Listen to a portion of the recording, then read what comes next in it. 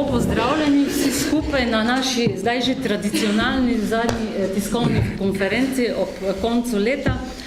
Kot veste, papež Frančišek nadaljuje tradicijo in vsako leto pripravi poslanico za Svetovni dan miru, ki je 1. januarja.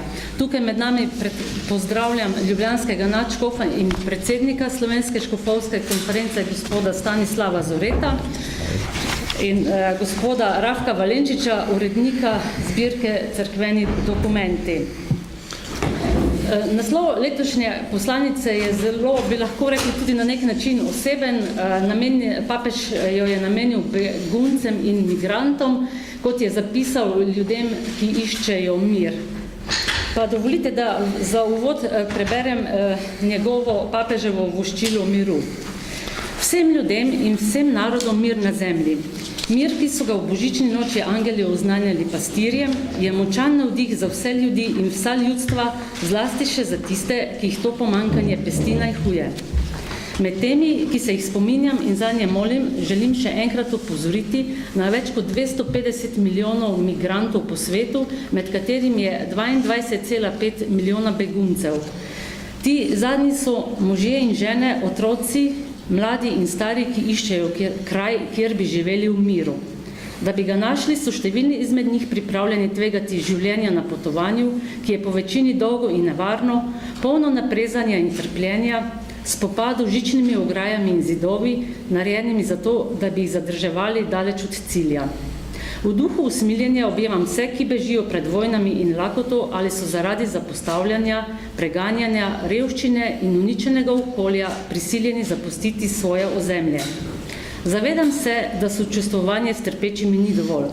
Še veliko bo treba narediti, preden se bodo naši bratje in sestre mogli vrniti k mirnemu življenju in varen dom. Sprejemanje drugega zahteva resnično zavzetost, verigo pomoči in dobrohotno naklonjenost, budno in strpno pozornost, odgovorno reševanje novih zapletenih razmer, ki se včasih pritaknejo k številnim drugim težkim vprašanjem, da ne omenjam virov preživetja, ki so vedno omejeni. S krepostjo modrosti bodo oblasti z zagotavljanjem praktičnih ukrepov znale vse to sprejeti, pospešiti, ščititi in vključiti v kar največji meri in v skladu z družbenimi možnostmi. Naložena jim je jasno določena odgovornost do lastnih skupnosti, ki jim morajo zagotoviti ustrezne pravice in celovit razvoj. Tako v uvodu papež Frančišek. Gospod nadškof, ne vem, kako je vas nagovoril, ampak se strinjate morda s tem, da je papež Frančišek v tej poslanici zelo konkreten? Najprej lep pozdrav vsem, se vam zahvaljujem za to, da ste prišli in boste sporočilo te papeževe poslanice za Svetovni dan miru ponesli v našo družbo, vašim gledalcem, vašim bralcem, poslušalcem. Vam obenem tudi voščim še vedno božične praznike, so še tukaj in dan samostojnosti in enotnosti, tudi srečno novo leto, za katerega smo povabljeni, da ga živimo tudi v duhu papeževe poslanice za Svetovni dan miru. Čuti se v tej papeževi poslanici, da je papež begunce in migrante osebno srečal. Ne gre za kabinetno razmišljanje o določenih svetovnih problemih, ampak je sam, kakor večkrat poudarja, živel usodo migranta in tudi v tem pojavu migracij in beguncev, ki smo jim priča in ki se bodo po njegovi besedi še nadaljevali, ti valovi in iskanje kraja, kjer bi lahko živeli v miru. Papež je šel te ljudi srečati. Srečati jih je šel tja, kjer doživljajo svojo bedo, svojo stisko in dostikrat nam v našem razmišljanju o teh vprašanjih osebno izkustvo manjka. Za nas so to lahko poročila na naših televizijskih ekranih, so to lahko članki v naših tiskanih in drugih medijih, manjka pa osebno izkustvo, manjka zazrtost v oči, manjka tisto slišanje zvena glasu, ki ga ima človek, ko doživlja stisko.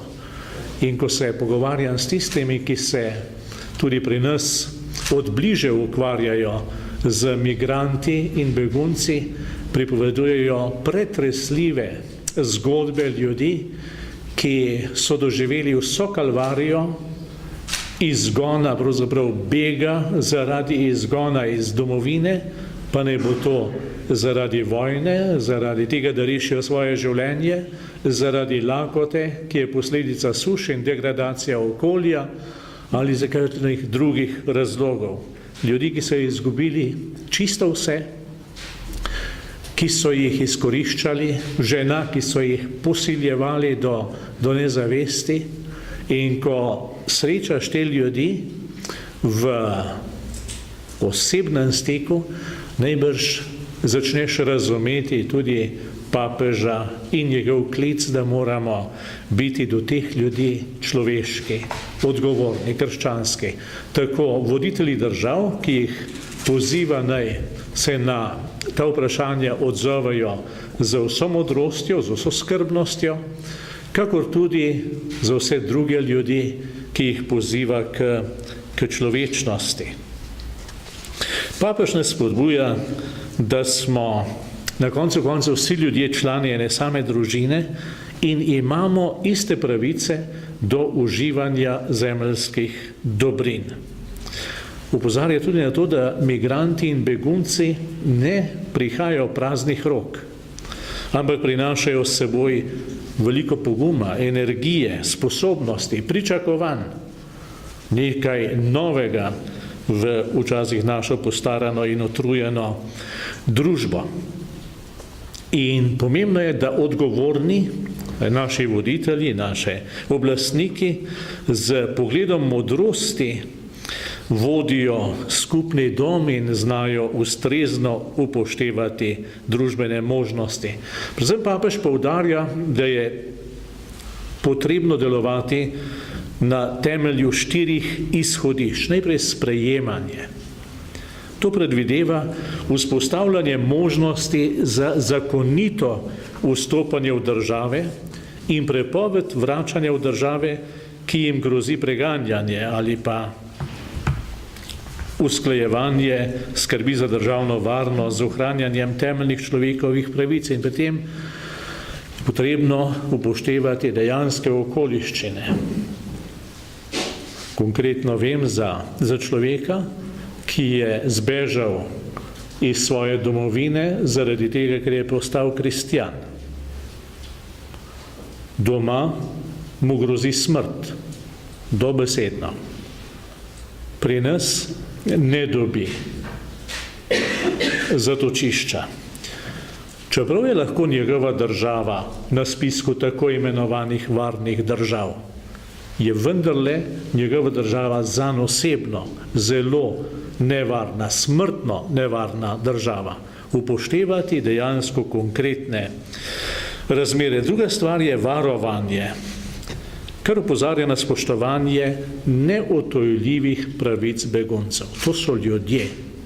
Ljudje z vsemi osnovnimi človekovimi pravicami, ki jih je potrebno varovati pred izkoriščanjem, varovati pred suženjstvom, dobesedno suženjstvom.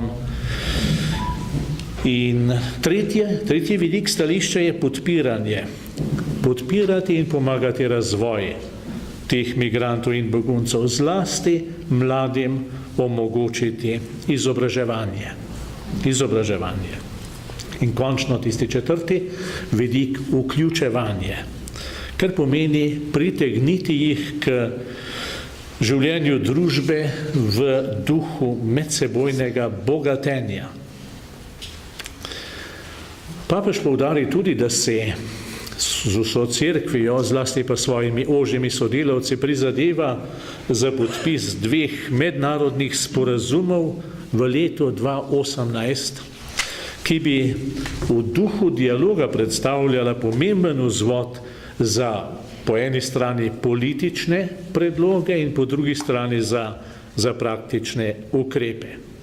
V teh sporazumih pa mora prevladovati sočutje, daljnovidnost in pogum. Zakaj? Zato, da bi na vse možne načine krepili prizadevanje za mir. Papež svojo poslanico zaključi z besedami papeža svetega Janeza Pavla II. In pravi, ko si bodo mnogi delili sanje o svetovnem miru in bo ustrezno cenjen dragocen prispevek migrantov in beguncev, se bo človeštvo vedno bolj spreminjalo v skupno družino in naš svet v resnični skupni dom. In kot rečeno, je pomembno, da duha te papeževe spodbude za svetovni dan miru ponotranjimo, kolikor se le da z osebnim pristopanjem k spoznavanju in potem tudi reševanju teh vprašanj. Hvala. Hvala lepa, gospod Načkov. Pa dajem besedo uredniku Rahku Valenčiču, ki bo osvetlil še nadaljevanje te poslanice. Hvala za besedo, vse lepo pozdravljam in želim dobro za praznične in popraznične dni, tiste, ki jih imenujemo delovne dni, in to je tudi naloga bodisi poslanice ali tudi vsakega posameznika in skupnosti, ki so pred nami v prihodnjem letu.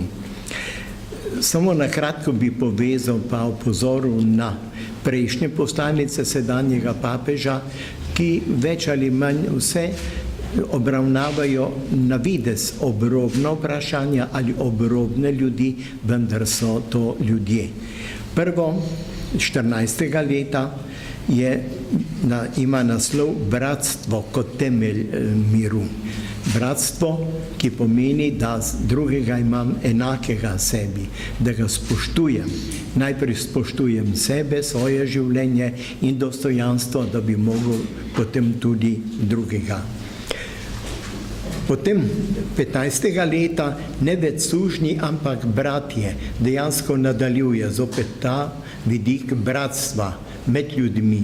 Vemo, kako je današnji človek čedalje bolj odtujen sebi, pa tudi drugemu, začenši od družine, pa potem do mednarodnih skupnosti. Ne bi tu zahajal v to vprašanje, ki ga danes sprožajo mediji, zlasti komunikacija, ki žal ni več tako osebna, kakor je svoj čas bila, ampak je samo še virtualna. To pa je premalo, ker gre za konkretnega človeka.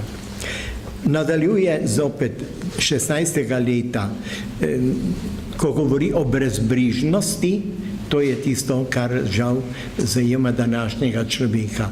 Saj jaz ne morem nič narediti, naj drugi to naredijo, naj vlade to naredijo. Brezbrižnost se začenja pri posameznem človeku, ker ne vidi soseda, ker ne vidi trpečega. Potem 17. leta, lansko leto, nenasilje.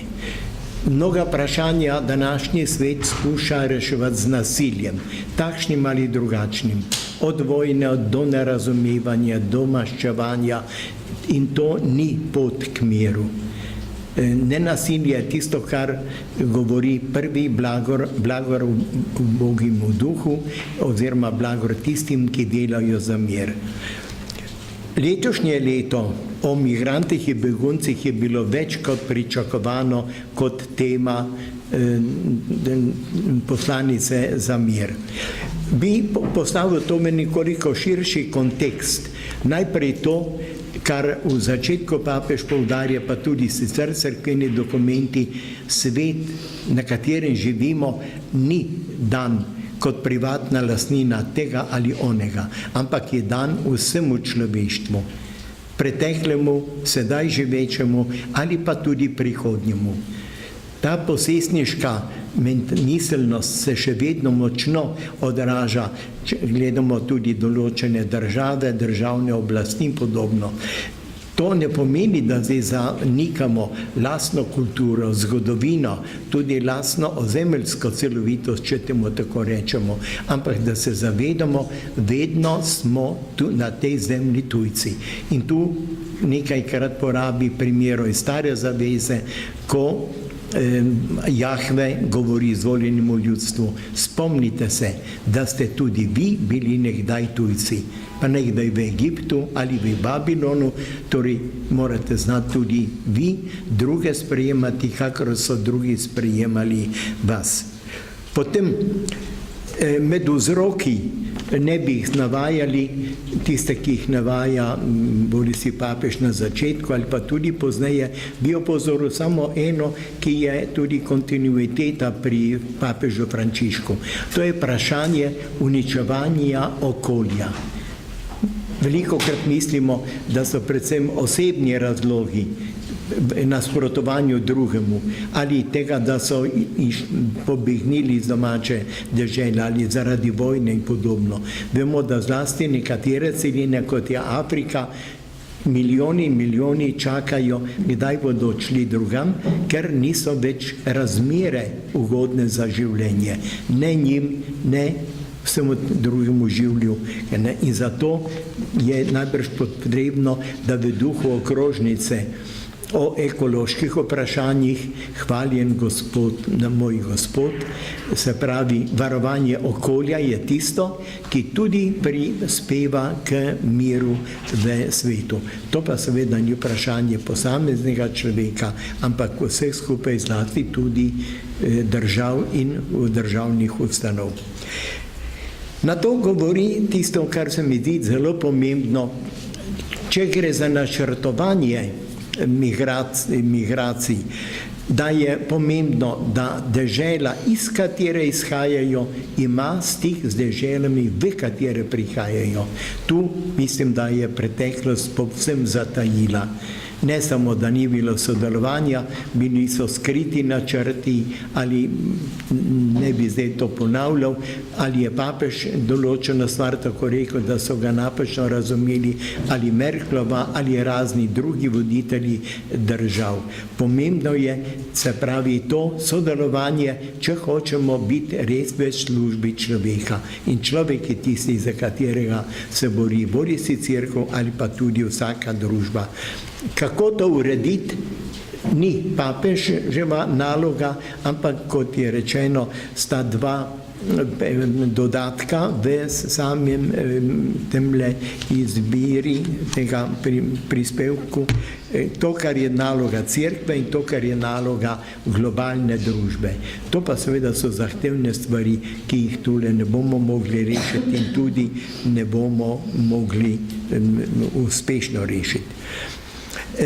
Nekaj stavkov je v drugem delu, ki nekako nakazujejo tudi pametno ali modro ali pa tudi napačno ascetičnost.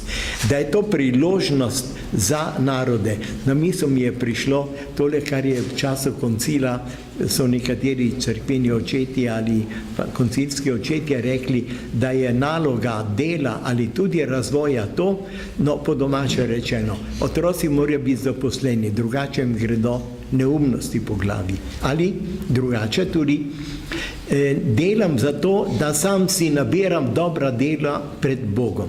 To je napačni ascetizem. Pravi odnos je v človeku, gledam sočloveka, ki mi lahko pomaga oziroma jaz njemu. Potem tudi tole, kar nekateri rečejo, da prihajajo ne praznih rok. Gotovo nam pride na misel podoba tistega begunskih hord, ki so prihajale lačni ženi brez obleke in smo jim dajali nekako prvo pomoč. Ti ljudje prinašajo tudi nekaj. Kaj? Ljudje so svojo kulturo, svojim trpljenjem in mi jih moramo kot take prepoznati. Ko so bili omenjeni štirje pristopi ali izzivi za sodobno družbo ali pa tudi za cerkev, sem se spomnil nehote na pokojnega urednika, tudi družine, to je bil Mrlak, ki je vedno tudi s svojim pisanjem ali pa drugim rekel, slovenščina je jezik glagola, ne samo stalnika. In se pravi, ne samo sprejemanje, ampak sprejemati te bolj ne govori. Varovati, podpirati in vključevati. To je ves ta proces, ki ga moramo nekako logično nadaljevati. Če sklenem, prav je, da zlasti v drugem delu najdemo, poleg tistih osnovnih idej, ki jih papež pri prvem delu obravnava v svoji poslanici, druga dva dela pa so navodila papeškega dikasterija ali urada za begunce in za migrante.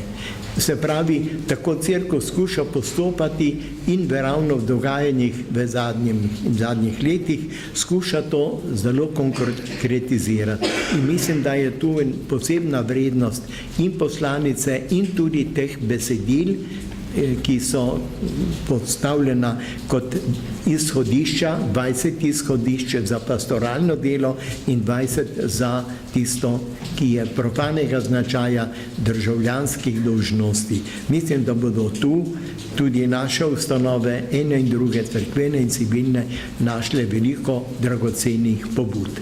Hvala lepa. Hvala lepa, gospod Valenčič.